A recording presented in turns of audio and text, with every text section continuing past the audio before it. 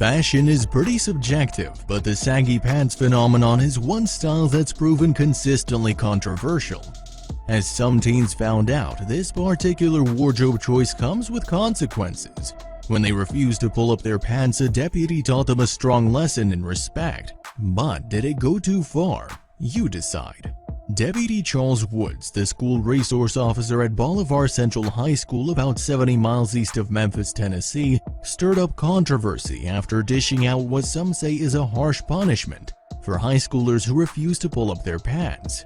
In a matter of roughly 2 weeks, 4 Tennessee high school students found themselves in hot water over low waistbands, and at least 3 had Woods to thank for the penalties they faced. The 4 saggy pants-wearing teens were charged with indecent exposure after wearing their pants too low to school. Although the arresting officer of the 4th teen wasn't listed, Deputy Charles Woods was responsible for making the other 3 arrests, according to online records from the Hardeman County Sheriff's Department. According to the controversy, 2 of the 4 teens, both seniors at Bolivar Central High School, were jailed for their fashion faux pas. After being reprimanded several times, the students continued to violate the school dress code by refusing to pull up their saggy pants.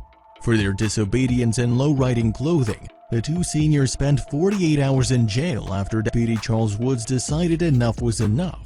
One of them was Antonio Ammons, who said he'd never been in jail before. "I just took it and went on," Ammons said, speaking of his time behind bars in the Hardeman County Criminal Justice Complex, where he was placed with other inmates. "I didn't know what else to do."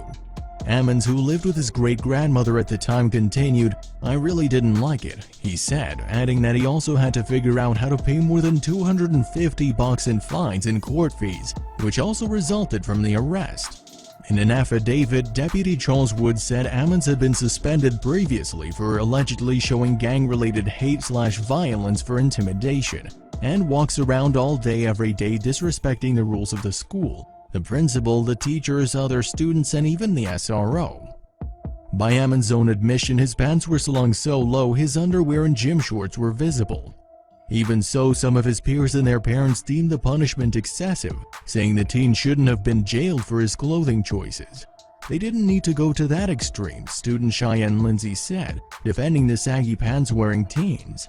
Parent Crystal Wing agreed. "I think jail time might be a little too much, but at the same time there has been a lot of sagging pants," she said. Shannon Till echoed the same sentiments as others, saying, "Putting them in jail is just a little bit much." Instead, Till suggested maybe we have them do some community service, pick up some trash, help at the dog kennels, things like that. Others appreciated Deputy Charles Woods and his strong lesson in social conduct, even though saggy pants didn't constitute indecent exposure under Tennessee law at the time, according to attorney Leslie Ballin. Kansas City Preacher Bishop John Birmingham thought it should be law in his neck of the woods, though. After he got wind of BCHS's low-riding pants debacle involving Deputy Charles Woods in the arrests, he started a campaign among Kansas City voters, asking for their signatures to ban the display of public indecency citywide. "A lot of folk are very offended at this fashion," he said. "It's our right not to look at your underwear." What naysayers rarely mention, however, is that this way of wearing one's pants also causes health concerns, as the doctors explain in the clip below. But whether you believe this trend is dangerous or thinks it indicates a lack of respect for self or others, that's not the only thing to consider in the case of the Tennessee teens. The divisive trend is undeniably a point of contention in many communities. It's already been banned in several places such as Opa-locka, Florida and Wildwood, New Jersey, where a unanimous vote banished saggy pants from the Broadwalk in 2013. In 2016, Timmonsville, South Carolina also introduced a saggy pants ban, including a heavy fine of up to $600 for anyone violating the rule. Yet there was more at play at BCHS than low-riding waistbands. Perhaps the criminal offense was more about respecting authority than the fashion choice getting its comeuppance.